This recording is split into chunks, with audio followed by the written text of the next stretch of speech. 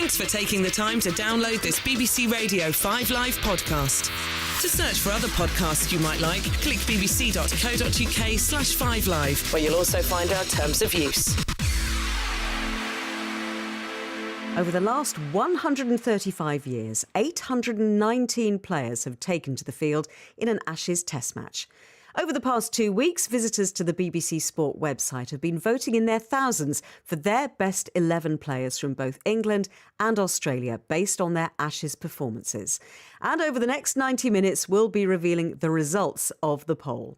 Helping me to go through the team, our cricket correspondent and perhaps more importantly, named third place in Country Life's Gentleman of the Year, Jonathan Agnew. Beaten by Colin Firth. What? I know. I beat Rod Stewart, though. Well, I'm delighted to hear it. I know. It's extraordinary. There you go. These funny things happen in the background. And ABC commentator Jim Maxwell, who joins us from Sydney in the early hours of the morning there. Jim, what can you possibly say about sharing a commentary box this summer with the third place in Country Life's Gentleman of the Year competition? Yes, his accomplishments are never ending.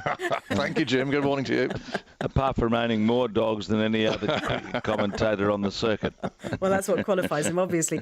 Are you both looking forward to this? I mean, we're saying that this time in a week, people at home in the UK will be thinking, have I got time for a couple of hours sleep? Am I going to stay up all night? What do I do this time in a week? There is nothing more exciting, I don't think, than being on the eve of an Ashes series. I agree. I mean, I didn't think I'd be going because of my wife's illness, and she's done so well. I've just come back this afternoon from the latest treatment sessions. We're a bit wrung out. But because she's doing so well, I can go, and I didn't think I was going to. So it's actually sort of got a double excitement for me. I'll fly on Saturday and just can't wait because there's particularly that first Test match at the Gabba is always so important. England notoriously never do very well there. A draw's a good result. The Australians always come at England really hard there. In fact, they go there hard at anybody that they play at the Gabatoir. It's a real tough baptism. And listening to you and Simon Hughes chatting earlier, clearly already England's tour has got a few issues. It did before it even started with Ben Stokes. So they are, you feel they are up against it. But if they can really group and perform well at the Gabba, and particularly, I know it sounds negative, but not lose that first Test match. I've got high hope for them in Adelaide, day-night, where you hope that England's quicker bowlers, the seam bowlers, will perform well. And then it's series on, but they've just got to start well. They cannot afford, I don't think, a bad opening match at the Gabba. And the anticipation, Jim, I think is all the greater, isn't it? Because of the history that goes into this series and the fact that so many people want to join in with choosing their all-time 11. It means more, this rivalry, I think, than any other in sport. I couldn't agree more. Yes, it's been very healthy since the colonials took on the mother country in 1877, and it's just perpetuated since then to become the significant rivalry in Test cricket, although there was a time through the late 90s and just before 2005 when a few people were saying, well, what's the point of sustaining this Ashes stuff because it's so one-sided. But 2005 changed all that, and that's been a very, very healthy situation to have this series, which starts out as a sellout. I was speaking to someone last night, can't get a ticket for the first or second day at the Gabba. And that is huge, even going back to the days of my youth watching black and white television, and the Gabba was a much smaller place in those days. It was never really a sellout as such. So to have around 40,000 people packed in there gives you an idea of the popularity of the series. And it's much the same even through to Boxing Day in Melbourne. We'll probably get close to 100,000 people on the first day. So the numbers tell the story, and I think there's just a little bit of a mystery about this series, because even as we speak, we can't say for certain who's in the Australian team. There's a lot of conjecture about who's going to open, who's going to bat at number 6, who's going to keep wicket. So that's good for the series. We love those talking points, and in the next couple of days we'll move closer to that moment of the first ball of the series. I couldn't be more excited about about it, just listening to the two of you talk, and the fact that I'm going to be there with you at the Gabba, my first ever overseas Ashes tour, reporting for 5 Live, keeping listeners to 5 Live updated throughout the night and in breakfast as well. And you'll be hearing over the next 90 minutes lots of archive commentary, amazing archive commentary, including from Jim and from Aggers, who will be part of our Ashes coverage this winter on 5 Live Sports Extra and Radio 4 Longwave. Right, let's start working our way down the batting order of the greatest Ashes 11 of all time, as voted for by you. The options for openers that people could pick from included Boycott, Edrich, Hayden, Hutton, Hobbs, Morris, Simpson, Slater, Sutcliffe and Taylor. Now, for each of the 11 players that we have chosen, we will play some archive. But in this one instance, we can't, because our first opening batsman, played before radio commentary. Jack Hobbs scored 3,636 Ashes runs for England at an average of 54.26, winning the Ashes 5 times between 1908 and 1930. Here he is talking about his technique in 1935. You all know how to stand at the wicket just before a ball is bowled. Very well. Let us imagine the bowler is running up. His arm comes over and, here comes the ball. Your whole mind and your 2 eyes are concentrated on that ball, and almost in a fraction of a second, you estimate where it is going to pitch. Your bat has come up and is ready to come down again. If the ball is short, so that it's impossible for you to get to the pitch of it, play a defensive backstroke, or be content to stop it. Of course, if the ball is very short-pitched, you can get into position to hit it with all your might, either to leg or to the off, according to the direction in which it comes. So now, my friends, it is quite possible for you to do all that I have done. Go and do it, and may good fortune attend your efforts. Well, that was Jack Hobbs speaking in First time I've heard that. It's 1935. Isn't that amazing to listen to that? And what an indication that 100 years on, more than 100 years on, people are still picking him for their all-time Ashes 11, Jonathan. Well, no one scored more runs, have they? No one scored more hundreds. He's got better and better with age. Cricket's first knight. I mean, he was clearly an extraordinary man, born into poverty, and saw cricket as a way out, worked ever so hard to do it. He was a decent bowler too, actually. But, the way he just kept producing the runs through all those years was 199. Absolutely. I'd love to know why he couldn't quite get that 200th. You fancy that another couple of games and he'd probably have done it. But cricket does that to you, doesn't it? As well, I'm sure we'll talk about others down the line. But he was called the master. He's known as the master. We've had little masters since then, quite a few little masters. But this was the man. And it's funny looking at this team that you'll reveal as we go. Inevitably, it does have quite a modern feel to it, because that's really all that we alive now can choose from. But there he is, the senior statesman in the side, and quite rightly so. I suppose the stats don't lie, Jim, do they? I mean, none of us were alive. I don't know whether you had parents who talked about him and players of that era, or grandparents, but the stats don't lie when it comes to someone like Jack Hobbs. Yes, I think my father, I recall talking about him, but he was born in the early part of the 20th century, and there it is that Hobbs, at the age of 46, scored his last Test century. Just think of that. So it was an extraordinary, endearing and consistent career, either side of the war.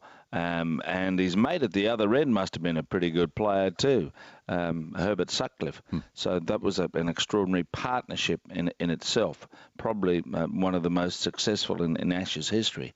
So Jack Hobbs must have been a phenomenal player. I remember hearing that John Arlott used to have a lunch for Jack Hobbs every year. Wasn't that the case, Aggers? Yes, it was a memorial lunch where they all used to turn up. Yeah, all the masters, they were admirers or something, he called them, didn't they? Yeah. Well, funny you should mention John Arlott, because we don't have any commentary archive of Sir Jack Hobbs playing, but here is a poem that former TMS commentator John Arlott wrote about him. No yeoman ever walked his household land more sure of step or more secure of lease than you. accustomed and unhurried, trod your small yet mighty manner of the crease. There was a wisdom so informed your bat to understanding of the bowler's trade, that each resource of strength or skill he used seemed but the context of the stroke you played. The master. Records prove the title good, yet figures fail you, for they cannot say how many men whose names you never knew are proud to tell their sons they saw you play.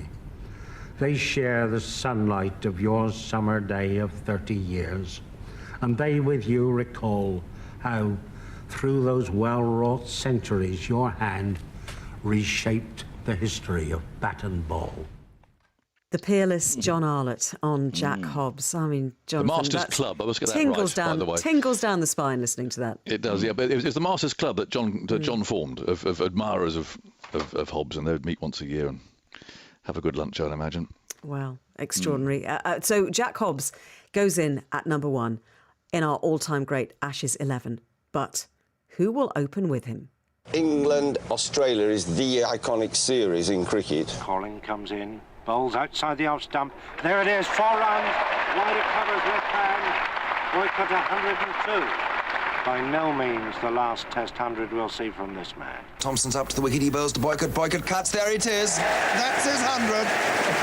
And he raises his hands, the bat above his head. Well, what a triumph for Geoffrey Boycott.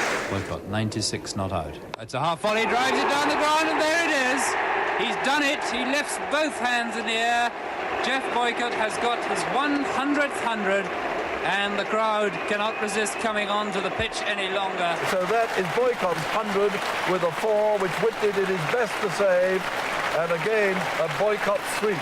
So at least he's got to 100, I think, in the most original way of all his Test 100s. So 2,945 runs at an average of 47.50 and 4 series wins out of 10. Good evening to you, Geoffrey.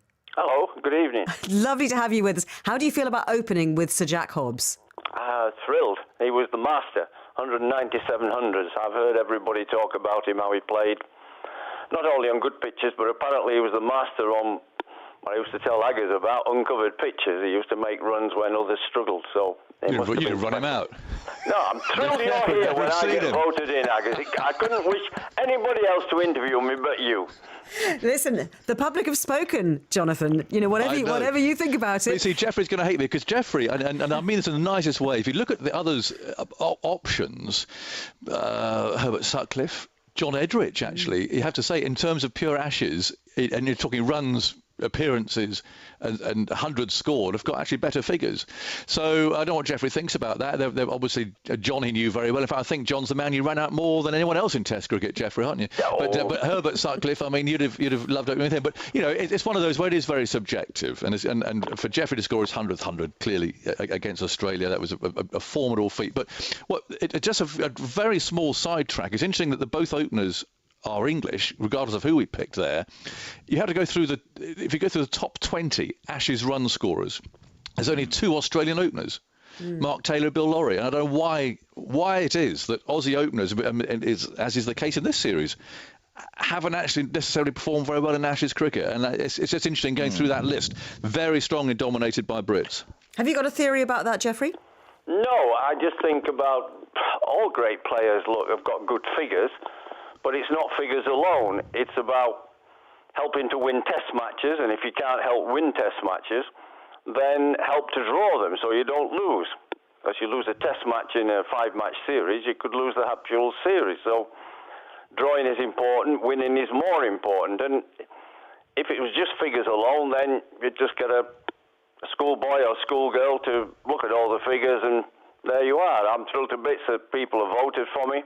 And I think it's perception by the public, and you know, it's up to them. It's perception of, you know, are you the guy that when the going gets tough and the team is in a difficult situation can get them out of it? Are you mentally strong enough to do the business and help win the match? So figures are important, but they're not the only thing. It's character as well, isn't it, Jeffrey? And I mean, watching you as a kid, as I did, there was something, you against the Australians, your collar turned up and your cap on. That was important. There was one particular Ashes moment, though, that was missing from that commentary montage that we just played, wasn't there? One of the real highlights of 1977. Thompson comes in, bowls to Boycott. Boycott pushes that. There must be a run out here. Oh, how tragic. How tragic, how tragic, how tragic.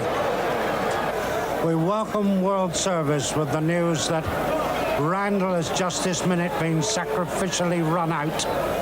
Let's leave the applause for Randall from a Trent Bridge crowd as he comes in, very crestfallen and very unlucky. Almost with tears in his eyes, he looks very disconsolate. Well, the run-out's been on all the time because they have not run very well together since they came together.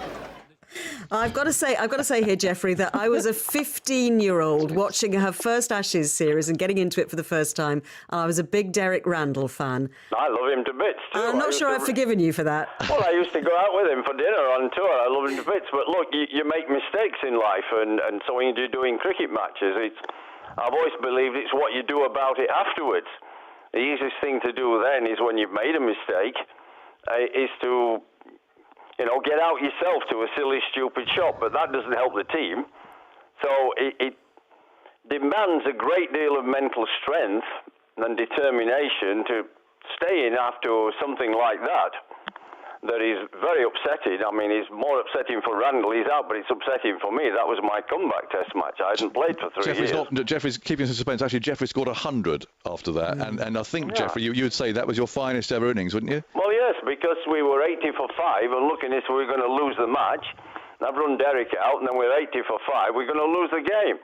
And you've then got to really dig deep. And Alan Knott and I made hundreds, and we went on to take a lead and win the match by 10 wickets. And I hope that's what the public have seen, and not just figures, that it's about, are you strong enough? Because you need to be that against the Australians. This Ashes series coming up, it's not just about the talent that our players have. Have they got the mental strength? Have they got the courage? Have they got the determination? They can talk all they want about taking the Aussies on, but deep down, when it gets fiercely tough, and the crowd are baying for him, full houses, the Australians will give them hell. And when we're in trouble, which one of them is going to get us out of trouble and help win the match? And that's what it's all about. Yeah. I've got to ask Jim, would most Aussie cricket fans have loved to have had Jeffrey opening for Australia? Yes. You mentioned the Australian openers. I mean, I think Australian fans would have had Arthur Morris opening. They regarded him as the best player, averaging 50 in Test cricket. And even Justin Langer's record's pretty good, in Ashes cricket. He's averaging 50.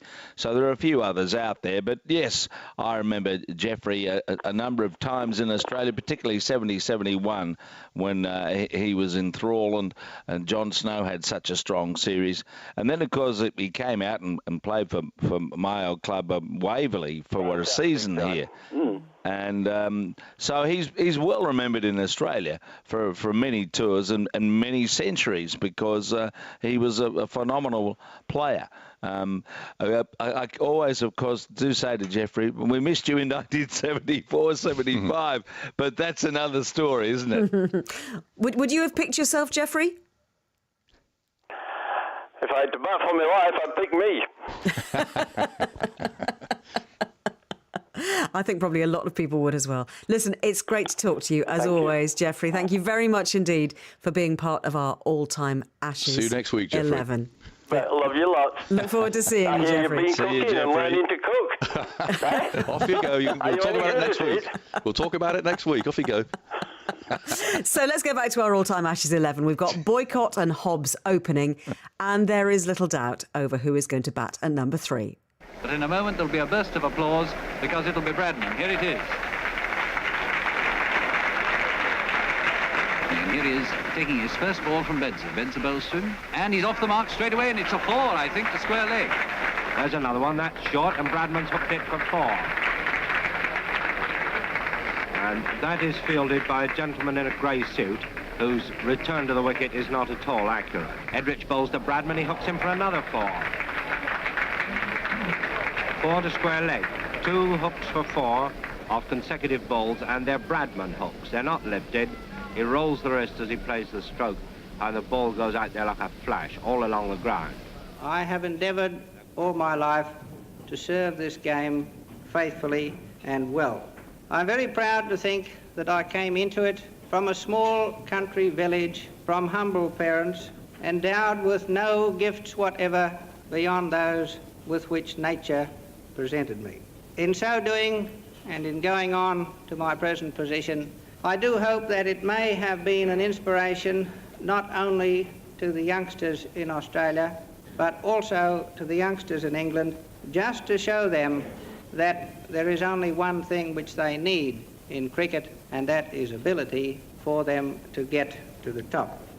Well, Sir Donald Bradman certainly had plenty of that, didn't he? 5,028 runs at an average of 89.78, 5 out of 8 series wins between 1928 and 1948. And Jim, he was picked in 85% of all teams, which does make you wonder about what the other 15% were thinking of.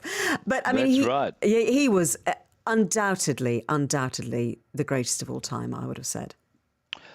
Well, just on the numbers, 1900s in 37 Ashes matches. So basically every second time he went out, he made 100 and he scored 2 triple hundreds, 254 at Lords in 1930. He always rated his best innings.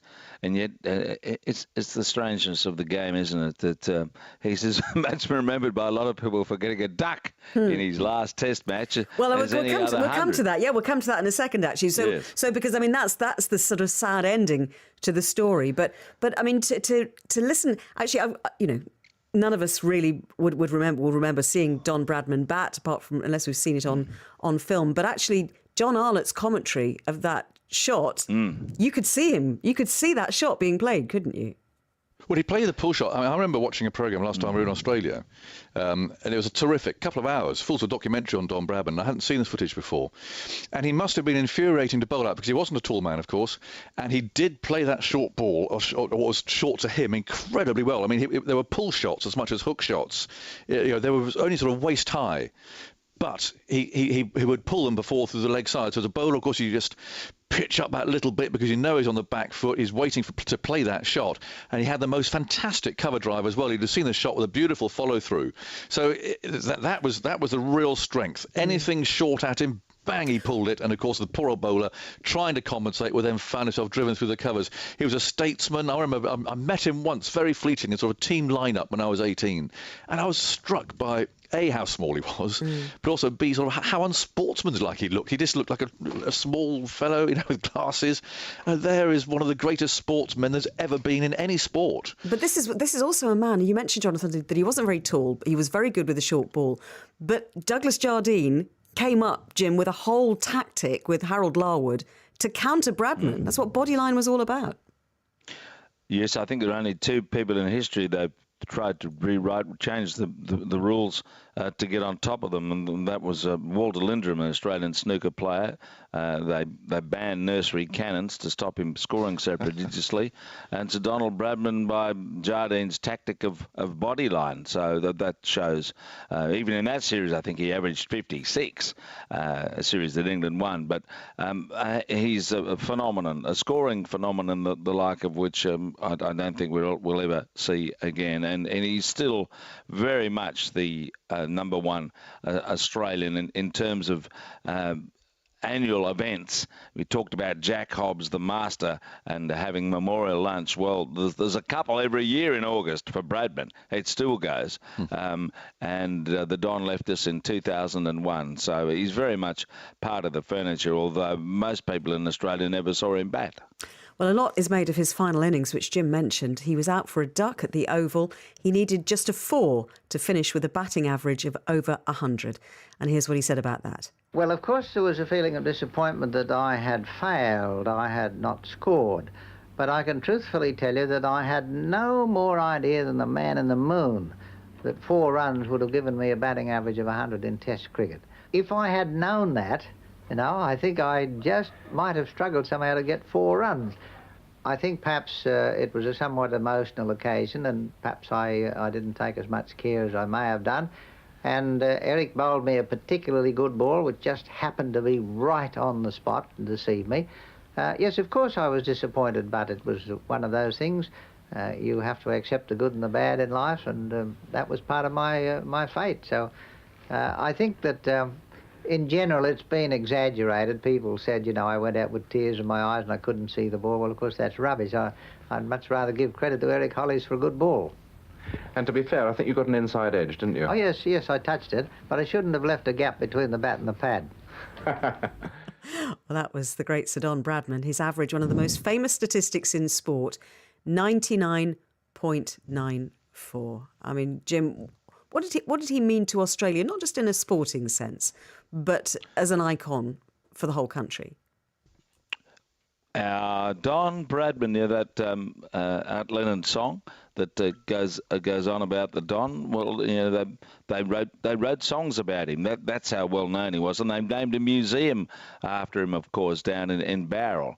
So his name lives on very, very powerfully. You see it everywhere when you go to various cricket grounds. His name adorns some stands, and he's everywhere. You know, our Don. The reference to him is continual and nostalgic, particularly when we lose an Ashes series. You think, oh, it wouldn't have been like that if Bradman was playing. He would have smacked them all over the ground. So we look at him as in an iconic way, and I think that will go for some time. So our batting order so far reads Hobbs, Boycott, Bradman, and in at number 4. Border 96 not out. And this is hooked away by Border before runs. And that's his 100. The ball was short, and Border, a good puller of the ball, hooked it over mid-wicket. Applause all around the ground, and from every England player. On the balcony are the Australian players. They're all coming out in the fashionable way, hands above the heads. They're clapping away there with a fractured bone in his hand. Border has stuck it out and also managed to play some excellent shots. Now Border's in strike, and he tries to sweep and succeeds, and there's his 100 is going down towards the boundary. It'll be cut off by Robbins, and they've taken one already, and there's 2, and that's his century. Waves to the crowd, looks up the dressing room. All the Australian players out there on the veranda applauding him, and well they might. He's played a fine innings for Australia. Here comes Bertham, certainly running in with more purpose now. He bowls to Border, well pitched up it is, and he drives it to mid-on, and that is Alan Border's 100, very well deserved, warmly applauded not just by the Oval crowd but all the England fielders. Former Australia captain Alan Border scored 3,548 Ashes runs at 56.31. He won the Ashes 5 times between 1978 and 1993. Jonathan, what made him so good? Yes, not necessarily an attractive player, a fighter, Alan Border. I knew him pretty well. I've got huge admiration for Alan. I mean, he was one of those who went through rather a strange time in his career, because he was always, and still is and remains, he'll be working, I hope, with us on ABC, a really affable man. A real delight to play with and against when he was playing at Essex, for instance, or indeed I played a test match against him for Australia. Never any unpleasantness, just a really nice man, you know. And then, of course, after Australia came here and lost in 1985, well, he went away. Great mates with him, Botham and David Gower and these, and came back in 1989 determined that there was going to be no rapport at all between the teams. And he sort of laid these rules down on the Australians that they were going to be nasty. And it was a bit of a change, really, and he became known as Captain Grumpy, and he behaved like that, although really secretly, privately, he was nothing like that. But I mean, just a massively respected figure. He had to do a lot of it by himself in the 80s when Australia weren't that great a side, actually, and he was the one really had to do the run scoring until the wars came along. So a really interesting individual, and someone who I always really look forward to meeting up with again. That's really interesting, Jim, isn't it? Did he put a bit of the snarl into the Aussie team? Well, he did in 1989. It was against his nature, although he was very competitive and always struck you as one of the toughest players. He was the fellow who said, you know, if you've broken your thumb or something like that while you're batting, you don't show it. You just do not give the opposition an inch. Don't let them know. And don't wince with pain when you get hit in the ribs. Just keep going, as he did for a long, long time in Australian cricket. Much of the turnaround came through Bob Simpson being appointed coach in the mid-'80s. He brought a rigour to the Australian team that they hadn't had before. And in fact, Border deferred to him quite a lot in those years when it came to addressing issues with the press. He was always uncomfortable in doing that, but he matured, and it certainly helped him quite a bit in the latter part of his career when a bloke called Warne came along and was the match-winning bowler in that series that was his last in 1993 in the Ashes. But Alan Border is underrated by many Australians because he was a fairly dour player at times, and yet he ended up with an amazingly consistent record in Test cricket, and he was an enduring run-scoring batsman for Australia, the like of which we haven't had many other than, we'll come to him in a moment, but the Border was special. Yeah, OK. Well, you almost said it, Jim. So let's hear who our number 5 is. War is 99, one of the most attractive hundreds I've seen for a long time. Yeah. Will this be it? Newport runs in and bowls to him. And he cuts this one, and that's it. He's got it. He's gone down to the sweeper position, that deep cover. Steve Waugh is on 97. Croft bowls to him, and he goes back and cuts, and that's 100. Waugh shakes his fist in the air in triumph, and it really has been a magnificent innings, this.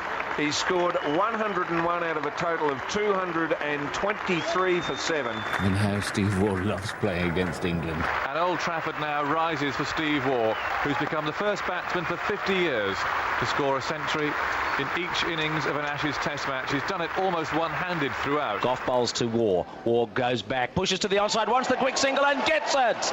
A great century again from Steve Waugh. He's been such a tormentor of English bowling. Dawson comes up and bowls to Waugh, who drives through the offside for his 100. That is extraordinary. And Steve Waugh, a man of little emotion, can barely restrain himself now. His helmet's off. Oh, he's waving his bat. Alex Stewart shakes his hand. You could not have scripted anything more remarkable than what we have seen here this afternoon. So Steve Waugh, 3,200 runs at an average of just over 58, 8 out of 10 series wins between 1986 and 2003. And if you're a certain age and you're English and you're a cricket fan, Jonathan, you will be sitting there thinking, oh, Steve Waugh. It's the way he looked at you, you know, he sort of he sort of analysed you and sort of took you apart.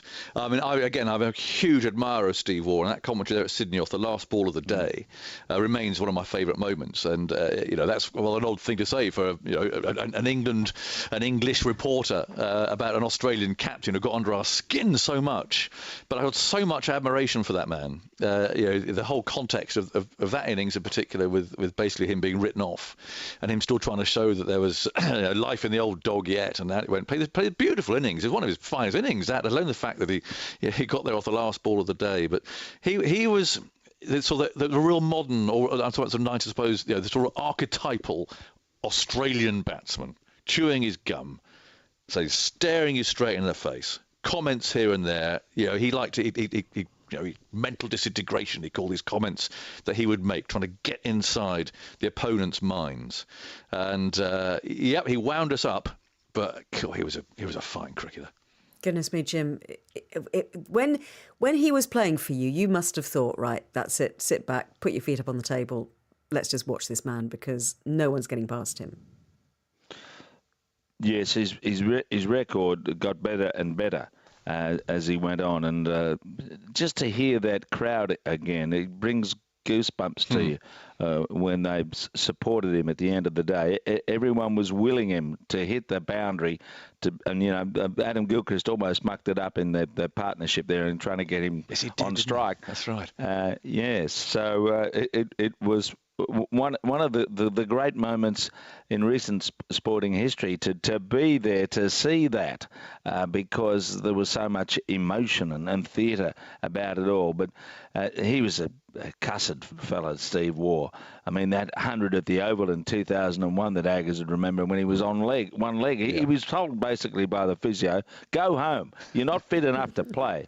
And he said, oh, what are you talking about? Of course I'm going to play. And then he got 100 on one leg. Yeah. So that's how tough and determined he was. And you hope that kind of attitude persists with an Australian batsman in the middle order like Steve. And he was, of course, in his heyday before he got a bit older, a very useful medium-fast bowler. He could be quite sharp and helped Australia to the 87 World Cup triumph in India with his bowling at the death. But, there it is, a record of 16 consecutive games for Australia without defeat at one point of his career. So he is, without doubt, one of our most famous cricketers. And we're not going to reveal our captain for obvious reasons until the end, till we've run down all 11. But you can make a really good argument, Jonathan, for this man, couldn't you? Oh, I'd like to have played under Steve Waugh, I think.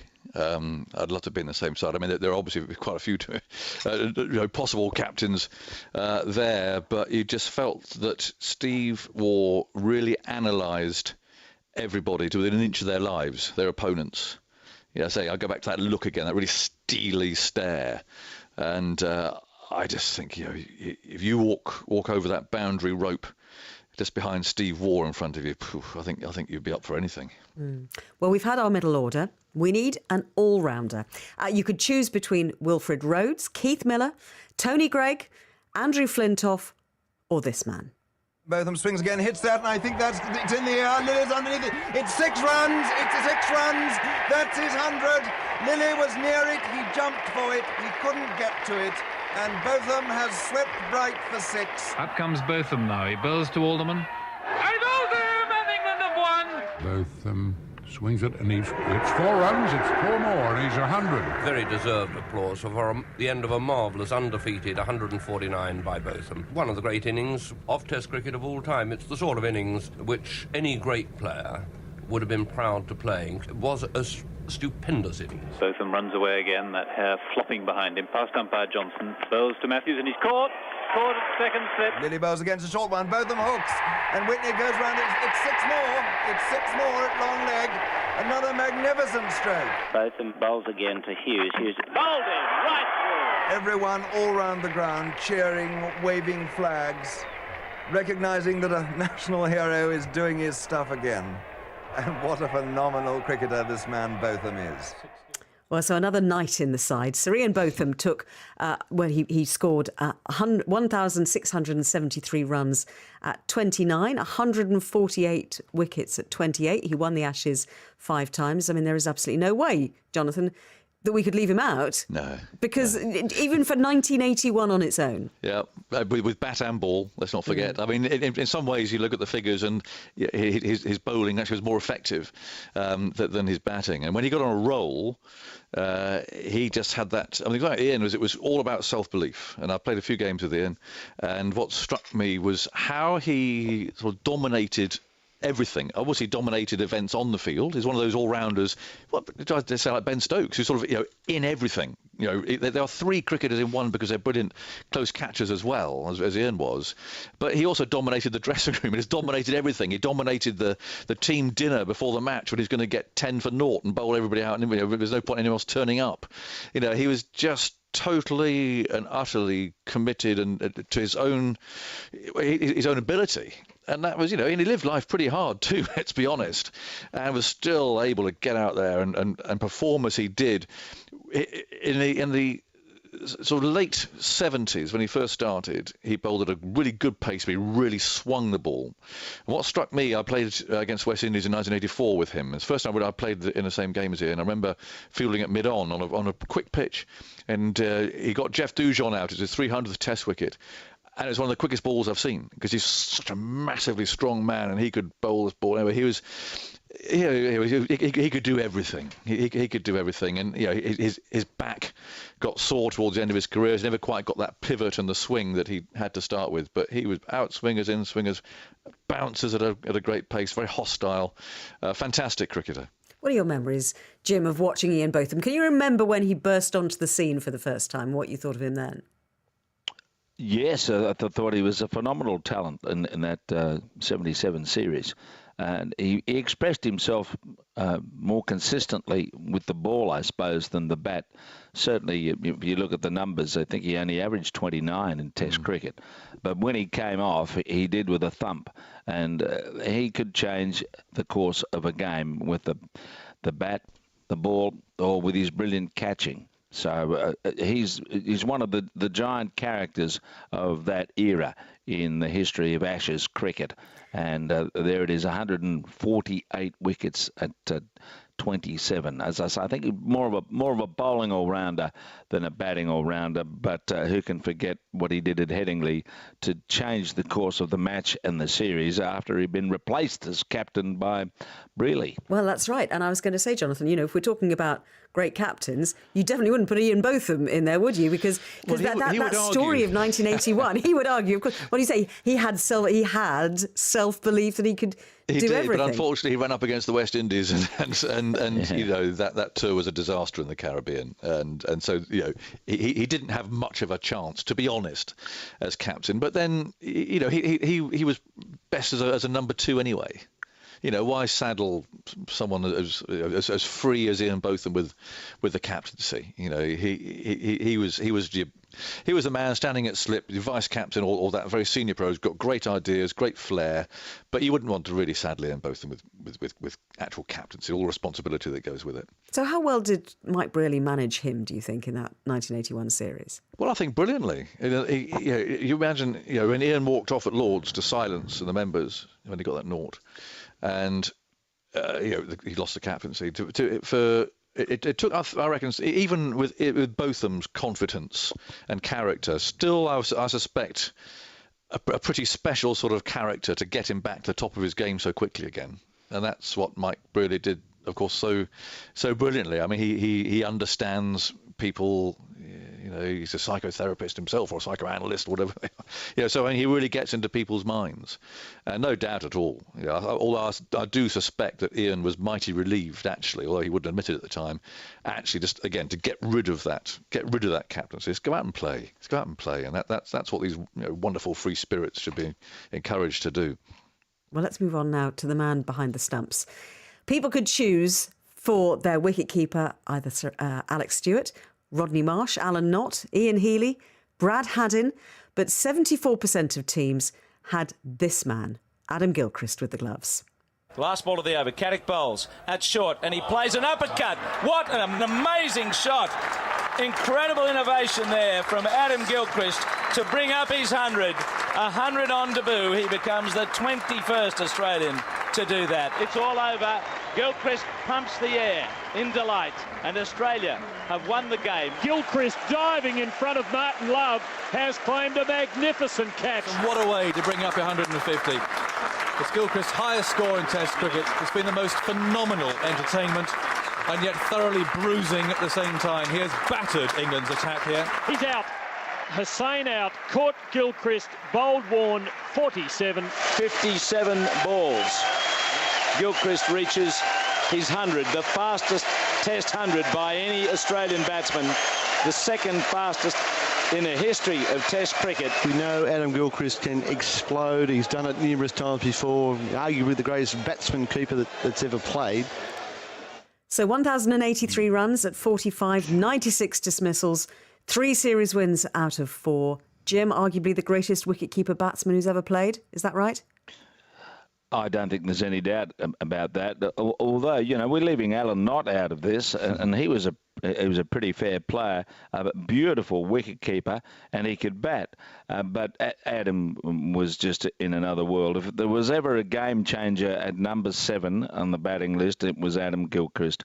He could, in an hour, just changed the direction of the game. His hands moved like Muhammad Ali. He was so fast.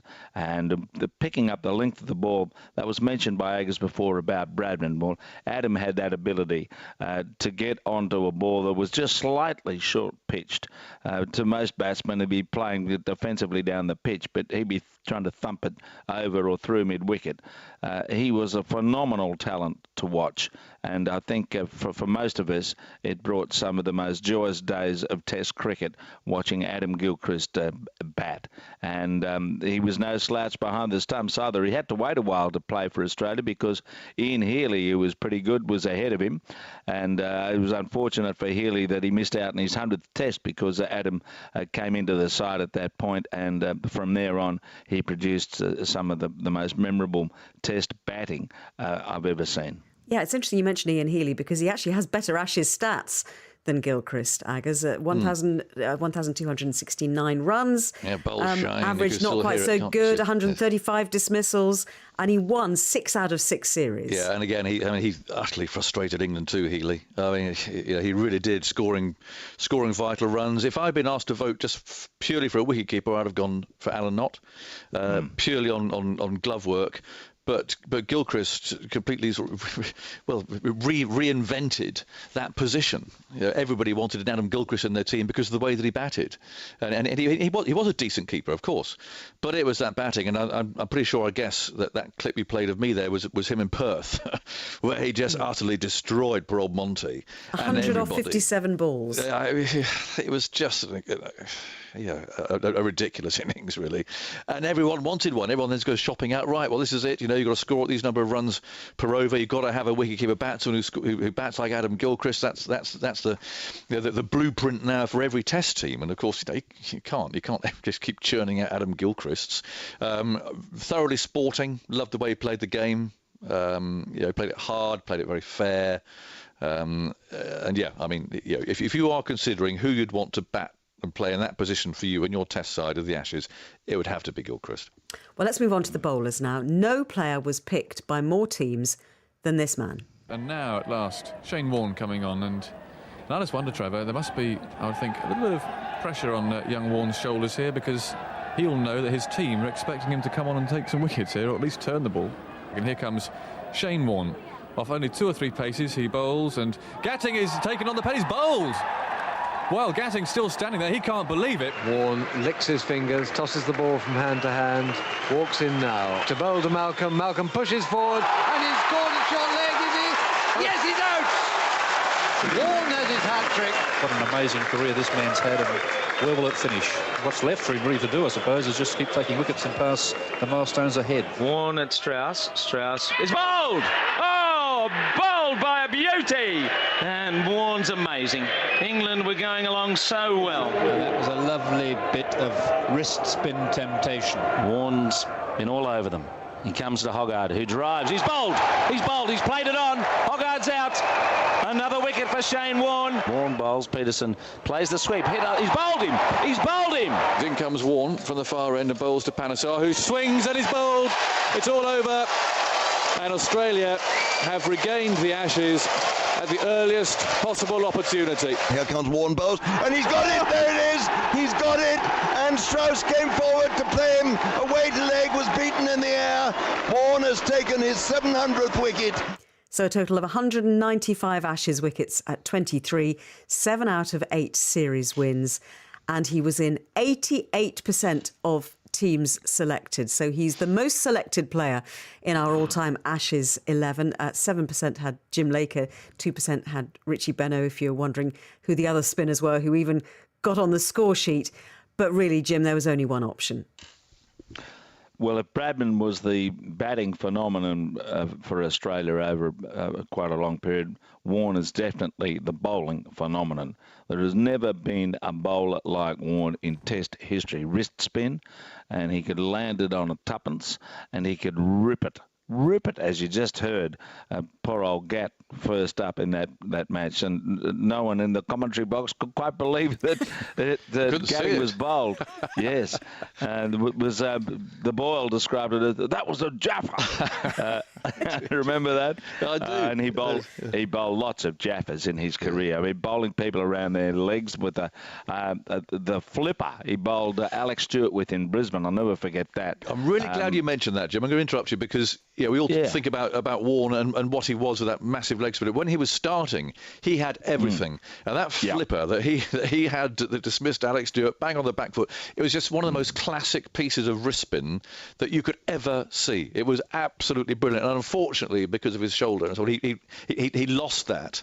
And he just relied then really on his enormous leg spinners. But when he was young and he was really fit and strong, he had everything. It's fantastic. What was his greatest Ashes? Sorry, Jim, go on. And I was just going to say, in Australian sporting history, there are some memorable champions, and of course, one of them is always going to be a horse, and it was called Farlap, and the Farlap's heart is in a museum in Melbourne. Well, I reckon when Warnie leaves us, they'll put his shoulder in that museum because that was the most phenomenally powerful shoulder in spin bowling history, and that's one of the reasons why he was able to sustain, even though he had injury problems and the rest of it, an incredible record in Test match cricket. There he is, the leading Ashes bowler, 195 wickets at 23, and don't forget Warne's batting. I mean, you won't call him an all-rounder, but the number of valuable runs he scored and the catches he took behind the wicket. Very good slip catcher. So he was a bit of a package, apart from the theatrics and the rest of it that he presented to the batsman when he was taking him on. There's a battle of wits against Warne, and he normally won it. He was a massive character. I often described him as a pantomime dame because, he really was. He was in your face and he was all over the place, absurd appeals. But that was all part of the package. And he was a bit of a naughty boy. People were rather drawn to the character of Shane Warne with the glint in his eye and the big boppy hair, and didn't necessarily always behave himself. So there was, he was just everything, everything that you want in a big iconic sporting character. Really. Do you remember one of my favourite memories of the 2005 Ashes series, that final day at the Oval, where he and Kevin Peterson had been doing battle, hadn't they, throughout the summer, and then there came the point where Ricky Ponting took Shane Warne off, and you knew at that point that England had won the Ashes because that was the end of the contest, and the applause, the reception he got from the Oval crowd that day was amazing, I think, because the respect for this extraordinary cricketer was felt throughout the country, I think, even though for everything else you say about him. We talked, what little aspect we have missed out on, possibly because of that character issue I was talking about, I think he'd have been a great captain. I really think he would have been. He was sort of, Australia's missing captain, really. All great ideas, theories, again, working people out, that larger-than-life character. I think he'd have been decent, don't you think, Jim? The two unanswered questions, the two mysteries that we'll never solve is Keith Miller, Shane Warne. Great characters, but probably got a file 10 inches thick with the Cricket Australia. If they'd captained Australia in Test cricket, what influence could have they brought to bear? Because they were so inspirational with what they did on the field, and they were both denied as much by maybe their behaviour as officialdom, but probably officialdom in the end. So we've just got the three fast bowlers left, and first up, it's an Aussie that struck fear into the hearts of English batsmen. Lilly in from the Kirksall Lane end.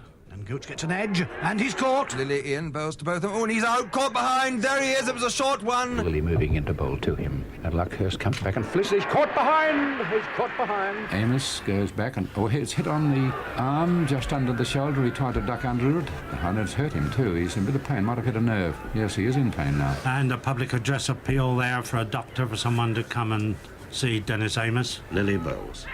And there's an appeal. Is LBW. Lilly comes up. Bowls to Snow, and Snow is hit on the pad there and is out. LBW, Lilly's fifth wicket of the innings, and my word, what a magnificent effort this has been on his part. Lilly comes racing in again, bowls to him, and he moves across and is caught there, fending it off his hip, caught at the wicket. So he's taken 3 wickets in 4 balls. As Lilly bowls. And here it is, he's going to catch him. He does, he catches it. Lilly bowled the short one, he went to cut, and Dyson just stood there and took the catch. And this has given Lilly a record 142 wickets against England. Well, Dennis Lilly ended with 167 Ashes wickets at just 21, winning the Ashes 5 times between 1971 and 1981. Jonathan, you think of Dennis Lilly, from an English point of view, you think of pain. Well, I was thinking, I reckon in my time there have been 2 perfect fast bowling actions: Michael Holding and Dennis Lilly, and that's where the similarity ended, because Michael, sleek, athletic, we can all remember his run up and that beautiful action, the pace. Dennis Lilly was aggression and hostility, but again a wonderful fast bowler's run up.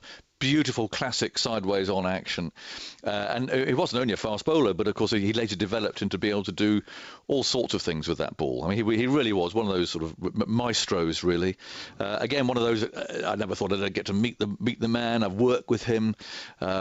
I never really got over the sort of interviewing him for the first time, because someone like Dennis Lilly in the early 70s was like my inspiration. So he's an incredibly forthcoming fellow. Again, very down to earth, very simple, straightforward sort of fellow. But what a bowler! And all that aggression and hostility and that bristling moustache, all of that, he always looked a bit strange. I thought later on with that headband on, that didn't really do it for me.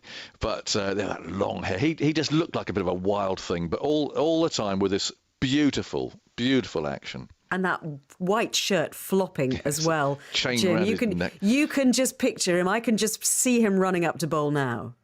Jim, what are your thoughts of Dennis Lilly and what he did for Australian cricket? He was the showman fast bowler. He was superseded by Warne in that regard when he came on the scene. But Lilly with the aluminium bat in Perth, remember that nonsense? Yes. And that caused a stir. He was always apt to stir up the game in some way or another. And his partnership with Jeff Thomson in 74-5, that was the most lethal, intimidatory, phenomenal fast bowling we've seen in an Ashes series as a pair. And they were frightening in pre-helmet days, and Lilly was a match winner throughout. I mean, almost half of his test wickets came in Ashes cricket, 355 test wickets, 167 in Ashes cricket, so and at an average of 21, thank you very much. So I think, as Ag has said, to watch Lilly, at the MCG in particular, when they roared in behind him as he got towards the end of his career. It was a thrilling sight. One of the best to watch in Test cricket in that era. Very inspirational, wasn't he? I mean, as a youngster watching that, you wanted to be like that. And what's quite interesting is that obviously Dennis Lilly has spawned a lot of young fast bowlers in a way that, funnily enough, Shane Warne hasn't done with wrist spinners. I remember thinking, saying back in '93, whoa, here we go, the floodgate's going to open now. Everyone's going to want to be Shane Warne and bowl wrist spin. It's fantastic. What a time we can look forward to in 15 years' time, say. Didn't happen, but Dennis Lilly did inspire a lot of really kids watching there. You wanted to bowl like Dennis Lilly. Yeah, and what about Mitchell Johnson? Because of course the famous moustache from 4 years ago, that he channeled Dennis Lilly a bit there, didn't he, Jim? Yes, that was a part of moustache. That became a part of Mitchell Johnson 4 years ago when he started growing it because of November and the good cause that's been about for some years. And then it was he decided that you might as well keep it, and he followed Lilly in that respect. So I think Lilly helped him a lot, didn't he, Jim? Didn't at the start of that series where Johnson's confidence was a bit low? I think it was Dennis Lilly over there in Perth who sorted him out. Yes, he sorted out his action, and for the only time consistently in Mitchell Johnson's career we saw him bowling with a rhythm that was explosive, and in those 5 Test matches. So Lilly, as he has in many other cases, contributed to Mitchell Johnson's success. Well, Dennis Lilly is in. The next fast bowler, yet another tormentor of English batsmen. McGrath roaring towards him, and he's out caught at slip, and the Australians have won the series by 3 matches to 1. They've taken 5 series in a row against England now. They've won the Ashes. There's McGrath with a very straight approach and high action. Bowls to Atherton. It is caught behind. There's McGrath again, round the wicket, and bowls to Thorpe, who's bowled. Bowled behind his legs, and Thorpe looks aghast. Here goes McGrath again, and Atherton comes across outside the off stump and hits it in the air, and he's caught down the leg side. In comes McGrath. Bowls again. Full length. He plays on. And Glenn McGrath has taken his 7th wicket. Up goes McGrath. And Scothic's played it on. In goes McGrath round the wicket. And the first ball's going to be very close. This leg before. Peterson's out first ball. He knew it. He walked. And it's McGrath. He bowls now, and he's hitting the edge. He's caught, and third slip. There's 500. First ball after tea. McGrath celebrates. That is a wonderful milestone for one of the great bowlers in the game. So Glenn McGrath took 157 Ashes wickets. At 21, he won the Ashes 6 times out of 7 before he retired in 2007. Where do you rank him, Jonathan, in the fast bowlers that you've seen? Again, one of the finest. I mean, not necessarily fast. An honest, brisk, fast medium. Tall, so he always got bounce, but like a metronome. And that was the great strength of Glenn McGrath. Every ball, there or thereabouts, tormenting poor old Mike Atherton, for instance, opening the batting against McGrath. Every ball challenging you to do play, do leave, just that little bit of movement away and that bit of bounce. And you've got him and Shane Warne at numbers 1 and 2 in Ashes wicket taking. You didn't, as a captain, you didn't really need anybody else. What a combination to have in your team. And funny enough, I remember watching Glenn the first time we saw him. He'd just made his debut, I think, against New Zealand, Jim, and he played against us in the first test of the series up at Brisbane. And I didn't realise I wasn't terribly impressed with him. He looked a bit gawky, and I thought, okay, this perhaps a little bit overrated. But my word, he soon put me straight. And again, beautiful action, very sideways on, classical stuff. But McGrath is you wouldn't think about McGrath as pace. You think about McGrath as metronomic accuracy. Has anyone challenged the outside edge or the off stump more than Absolutely. that man? Yeah. And it was really extraordinary the way he was able to consistently do that. As you say, Jonathan, he wasn't a necessarily rapid bowler in the way of a Tyson or a Mitch Johnson, a Wesley Hall, but he was just so relentless. And the combination with Warne, particularly in Ashes matches, absolutely strangled England's batting and many other teams as well, mind you. That was one of the greatest combinations of fast and slow bowling in the history of the game, surely. It just destroyed the confidence of the opposition, as it did famously in Adelaide in that game. England should never have lost after making over 500. Well, he wound us up again, didn't he? Well, one of the nice things about Glenn, again, we're working with Glenn, aren't we, this series? It'll be great.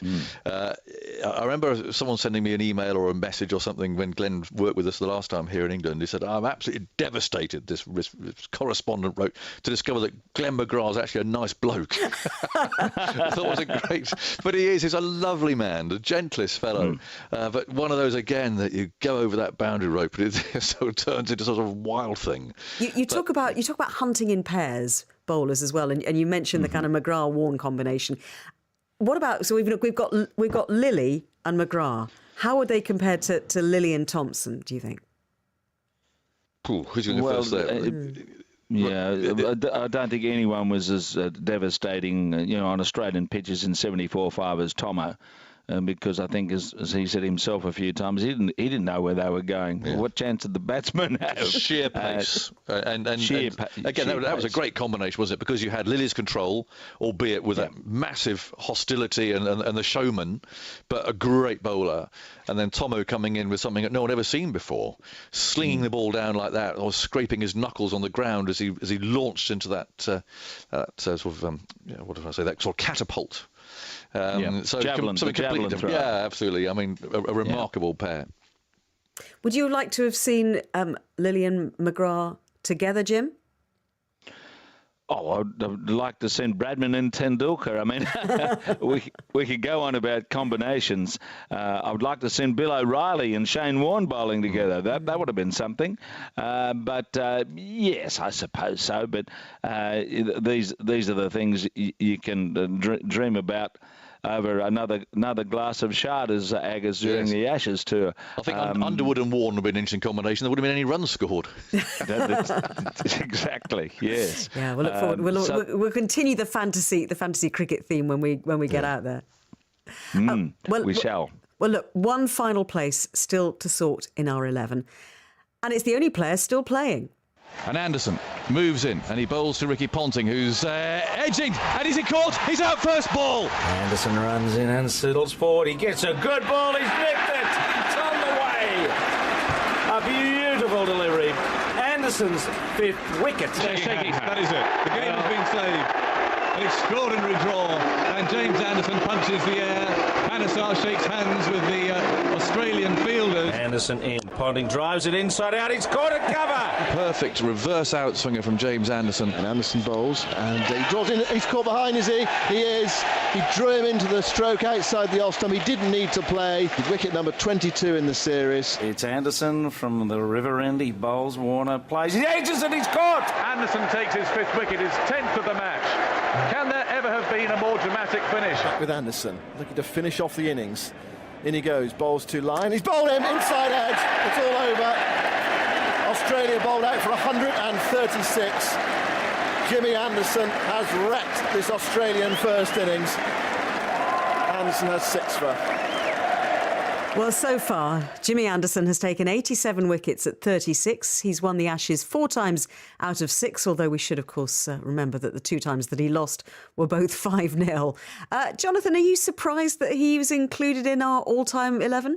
No, not really. I mean, his average in Australia isn't very good. I mean, it's almost 40, and we're hoping for rather better than that this time, aren't we? But because I was a swing bowler, Jimmy Anderson is the bowler who I think I probably admire most out of those, because I know what I was trying to do with the ball and largely failing, and he can do it.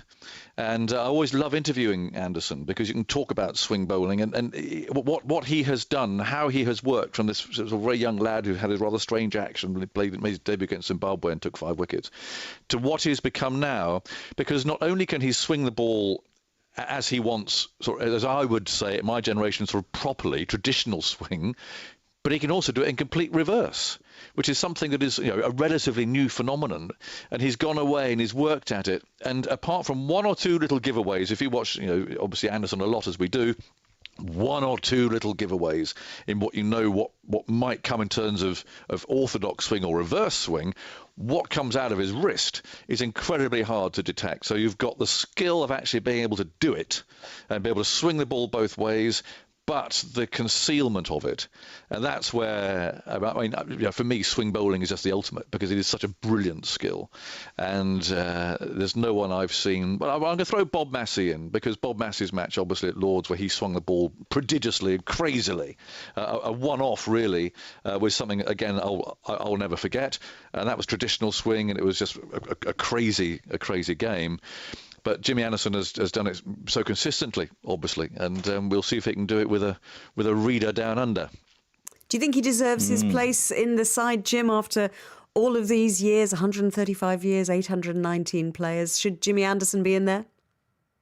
Well, I know I'm talking to an England audience, but this would be the most controversial selection of the lot, because Jimmy Anderson's record outside England is not brilliant. In England, it's exceptional, of course, and he's been a great bowler, no doubt about it. Just the fact that he's still bowling at that age when a lot of fellas would have retired.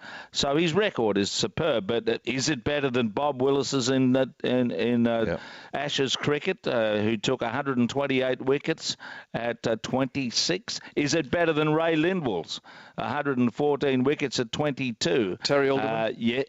Terry Alderman's another one. There are quite a few. Yeah. Frank Tyson, for 5 minutes, was the best bowler in the world in the 54-5 series. But can you measure someone just on one series? And there's no doubt about Anderson's durability and his magnificence as a swing bowler, particularly with the Duke's ball in England. He's ripped through Australia a number of times, and he's taken very good wickets in Australia too. So I would have thought of all the selections, it's probably the most controversial. Well, it's quite interesting how the votes break down, Jim. I'll tell you that in a second. I had a tweet from Chris Davis who says, "Where's Harold Larwood?" And I have to say that Larwood was on my list when I made my selection as well. So we had one series, you see. One series. Well, and that's the thing, isn't it? Do you say, well, it was an iconic series, it was important historically, or do you look at the people who've done it consistently over the years and down under and in the UK as well? So McGrath, 83 teams, 83 team managers, if you like, selected McGrath. Lilly, 83% McGrath, 73% Lilly, 39% Anderson, then 22% Willis, 19% Truman, 17% Thompson, 11% Larwood, Alderman 10%, Mitchell Johnson 9%, Barnes 9%. Where's John Snow? Spofford 5%, yeah. Tyson 3%. So it's this is the fun of this game, isn't it? Really, Jim's right. The fact that we are sort of slightly cross fingers about Anderson and the way he's going to perform in this series actually rather underlines that. I mean, it didn't matter where McGrath was bowling or Lilly or these guys, Yeah. But we are rather cross-fingered and hoping that he can produce something. I've still got, I say, in some ways, if everything goes right from an English perspective, Anderson should step up at Adelaide with that pink ball, and he could be lethal there, and that is almost sort of Anglo-sizing the conditions, if you like, just for our man who can perform so brilliantly in those sort of conditions. So that's where I'm hoping Anderson's going to stand up. Yeah, well, Jim, you've got to allow us one Englishman here because the makeup of the team, if you're just joining us now, if you've missed it, you'll be able to download it as a podcast. This is a BBC Sport website survey which has chosen 7 Australians and 4 Englishmen, and the team reads like this: Hobbs, Boycott, Bradman, Border, Steve Waugh, Botham, Gilchrist, Warne, Lilly, McGrath and Anderson. Right, so who is not on that list that you would have decided should have definitely been on the list, Jim? Definitely on the list. Oh, that's a tough call. I mean, how many players do we want to carry the drinks, I suppose? I mean, it's hard to leave out Bill O'Reilly. If there was no Shane Warne, I would have had O'Reilly in the side automatically. And I mentioned Ray Lindwall. There's Keith Miller as an all-rounder. Arthur Morris as an opening batsman. There are so many other players on the fringe. And this is a conversation we can have in Australia that could go on into the early hours of the day. And we've ignored completely all those chaps who played before our fathers were born, who made their mark in Test cricket, even going back to W.G. Grace, for goodness sake. And Victor Trumper. Victor Trumper, whose name adorns that stand at the SCG. What a great player he was, but you wouldn't think so if you looked at numbers. No Chappells either. No Chappells. There's no Greg Chappell or Ian Chappell. So there are lots of players who have missed out. And Ken Barrington, he was one of the best cricketers who ever played in Ashes cricket. He averaged 63, I think. He was a superb player. So the list goes on. Name the second team. That's the next challenge. Get the listeners to pick the second team. And part of the problem is that because you've got Shane Warne just absolutely cemented in as the spinner, then the poor old Jim Laker and co, Derek Underwood and Grimmett and Wilf Rhodes, they just don't get a look in, do they? Similarly with Adam Gilchrist, really. You are just not going to find anybody who really justifiably could stand up against his ability, his talent and his record. So there are key areas that are dominated by massive figures, Ian Botham being of course the all-rounder. You couldn't pick somebody ahead of him. But it's those other areas, and these cricketers have all played their part. I mean, Terry Alderman for me, because he did it home and away too, in bowling like an Englishman, really, but being so effective and tying poor Graham Gooch up. You know, I don't know, Jeff Thompson. There are so many. Alec Bedser. Yeah. Who's your captain? Agus, who's your captain? My captain. There's only one captain you can have of that team. It's Bradman. Well, yeah, yes, I suppose so. But I'd love to play. But I said earlier, I'd love to have played under Steve Waugh. I just think. Oh yeah. I think anyone walked through a barn door for Steve Waugh. But I would like to see what Shane Warne would have been like as a captain. It'd have been entertaining. The other Englishman who we didn't mention, who would have been an excellent captain of that side and was a phenomenal player, of course, is Len Hutton. Yes. Who was on the my list, architect actually. of that famous win here in 54-5. Yeah. So, I mean, he must have come up for a few votes as an opener. Trevor Bailey. We've heard him on the radio there a few times, but he wouldn't he'd be get any another support in Australia, dear old Boyle, after his batting in Brisbane. No. Yeah, Hutton was 3% behind Boycott, I'm hearing. So if we're looking at the votes, it was pretty close. Yeah. How different, Jim, do you think this would have been if it had been a vote in Australia rather than in the UK? How many Englishmen would have made the list? None. Probably both of them might have been the only one, I'd reckon. We wouldn't have had Boycott. Certainly not Jimmy Anderson. No, well, you're dealing with a slightly different flavour there because the Aussies sort of have a slightly blinkered view of history and based on some facts too, which is just vindicated in some way when you think that Australia's won 140 tests and England 108 over the history of the Ashes campaign. So, and I think the Aussies would be going for a few more in that team. I think so. And here we are, a week to go. What do you think you're going to be saying, Agus, when you kick off commentary this time next week plus 3 hours? I'll be saying, I hope that everyone who is listening here tonight and is going to the Gabba will take a bag with only one zip on it.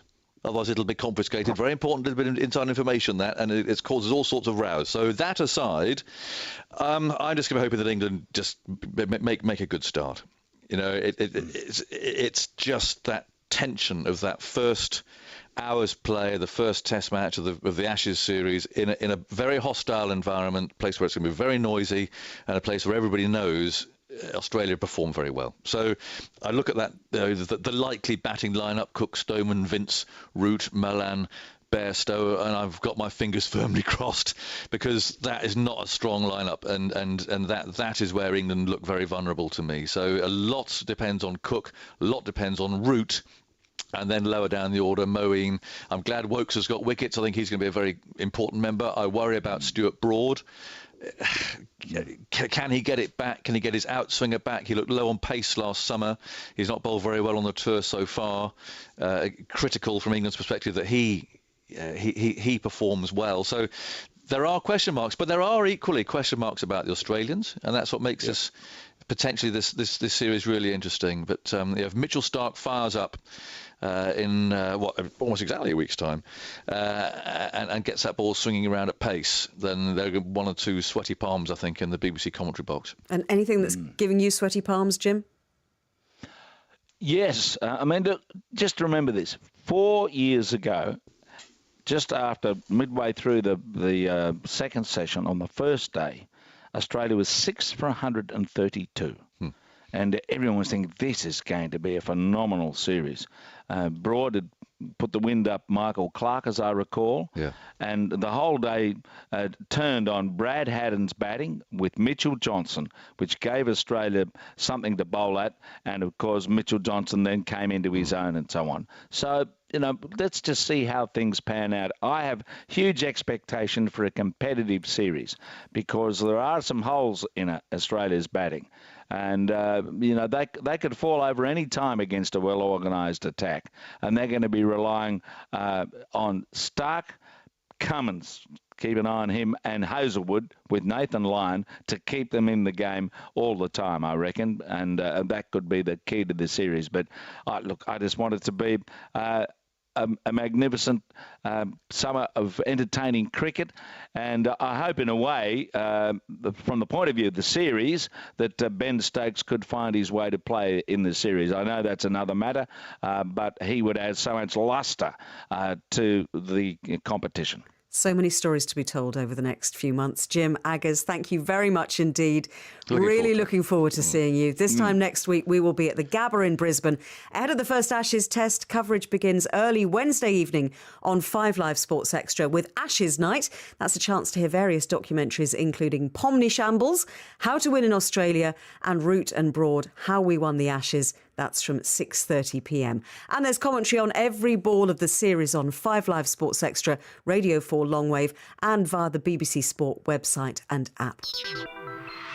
On digital and online. This is BBC Radio 5 Live. bbc.co.uk/5live.